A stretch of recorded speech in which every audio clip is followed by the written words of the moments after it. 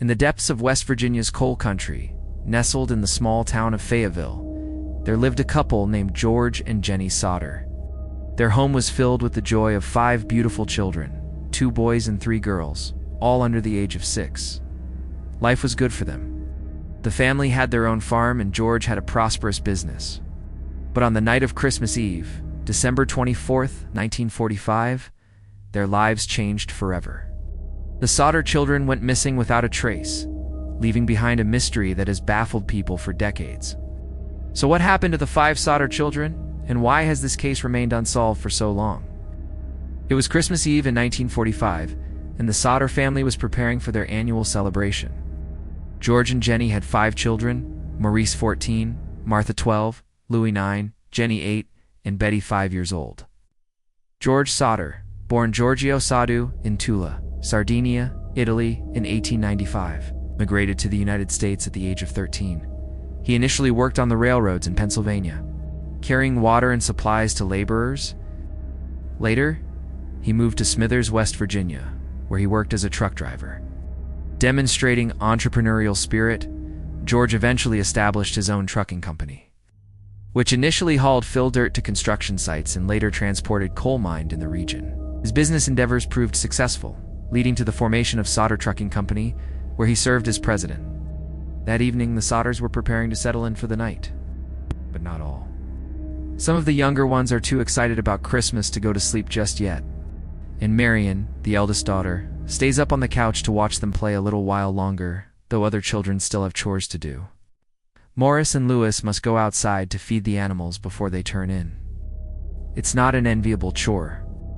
Morris and Louis layer on hats and coats and journey out into the freezing darkness to feed them. It's a stark contrast from the warmth, joy, and laughter of the living room to the quiet, eerie stillness of the outdoors. 2 hours later, a silence has fallen over their home, and then at 12:30 a.m., the phone rings. Jenny, the mother, awakens with the startle. She looks around her bedroom, orienting herself. George and little Sylvia are sleeping soundly next to her. She gets out of her warm bed, clutching her nightgown against the colds, bewildered as to who could be calling at this hour. She exits her room and crosses to the table where the phone is. The lights, she notices, are still on. They should be turned off now that all the children are in bed, all save for Marion, who's fallen asleep on the living room couch. Jenny reaches the phone, grabs the receiver off the hook, and offers a blunt hello. But the voice on the other end doesn't introduce themselves. Instead, what Jenny hears is laughter. And it's not pleasant laughter either. It feels cruel, almost as though this caller is mocking her, and then suddenly it stops. The voice on the line finally speaks and asks for a name, someone that doesn't live there. And so Jenny informs them that they have the wrong number and hangs up unsettled. Jenny surveys the room around her. A number of unusual things pop out to her now. It's not just that the lights are all on, the curtains are wide open too. And when Jenny walks to the front door, she finds it unlocked. She sighs. Her children know perfectly well how to lock up for the night. She considers waking Marion to chastise her, but thinks better of it. It's Christmas after all. The kids were probably just excited and forgetful. Jenny locks the door herself and closes the curtains. Then she hurries back to the warmth of her bed and slowly drifts off to sleep. A strange noise comes from above. Jenny's eyes blink open.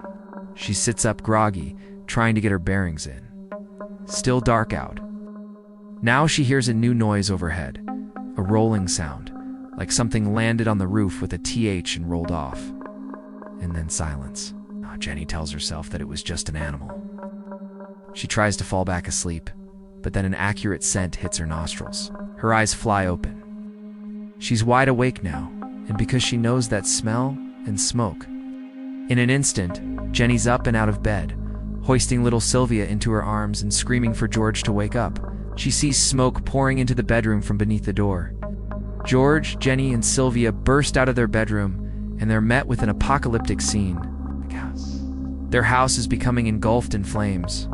They race to the telephone to call the fire department, only to discover to their horror that the phone line, which worked perfectly just a little while ago, is dead.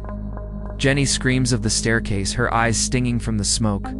She keeps them open, though, praying to see her children. Finally, a figure emerges from the smoke and hurtles down the stairs.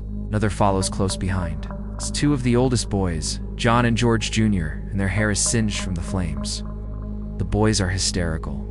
They tell their parents that they tried to get into their younger sibling's bedroom, but they couldn't. Now, the noise, the heat, everything else disappears from Jenny's world. She casts a final glance upstairs as her husband pulls her away toward the exit. The number in Jenny's head is now 5. 5 of her kids are up those stairs, and none of them are coming down. A moment later, Jenny, George, and the 4 kids who are accounted for are standing outside. It's freezing cold, and they're all still in their nightgowns. But George doesn't hesitate. He races off to fetch the ladder. They keep against the side of the house. The others follow their bare feet, slapping against the icy ground. But around the corner of the home, another shock awaits them. Their ladder is gone. Following this, they go to their garage to get their truck so they can drive it up to the window and climb up. Now the Sodders have 2 trucks, but when George tries the ignition on both of them, neither engine will start. George can't believe it. Both trucks worked perfectly fine. Just yesterday, he bolts out of the garage, desperately searching for something, anything that might help. There is an old rain barrel near the home, and so George tries to throw some water into the flames, but it's no use. The water inside the barrel is frozen, solid. Because of this, George is reduced to shouting the children's names over and over at the house.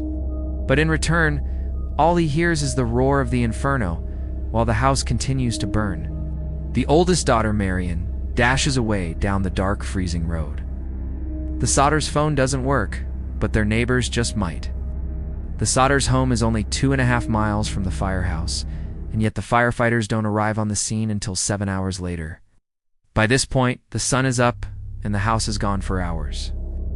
George and his family have helplessly watched the entire structure be reduced to ashes, before their eyes with their 5 children apparently trapped inside. There is no urgency from George or his family. Once the fire trucks finally pull up to the scene, there's no shouting or waving of arms. The time for that has long passed. For the past 7 hours, George has experienced more emotions than in the rest of his life combined. Complete terror, complete helplessness, rage at the firefighters' lackluster response. The firefighters douse the smoldering wreckage with water. They search for the bodies of the missing children, but they can't find even a single bone fire. Chief Maurice says the fire must have incinerated them completely, and so he declares the children dead at the scene. The next day, December 26th, a coroner's jury declares the firearm accidental. And by December 30th, death certificates are issued for the 5 kids. State police inspector eventually arrives, given that the house burned for so long and so completely.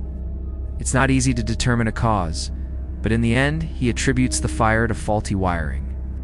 To George, it all happened so fast, too fast.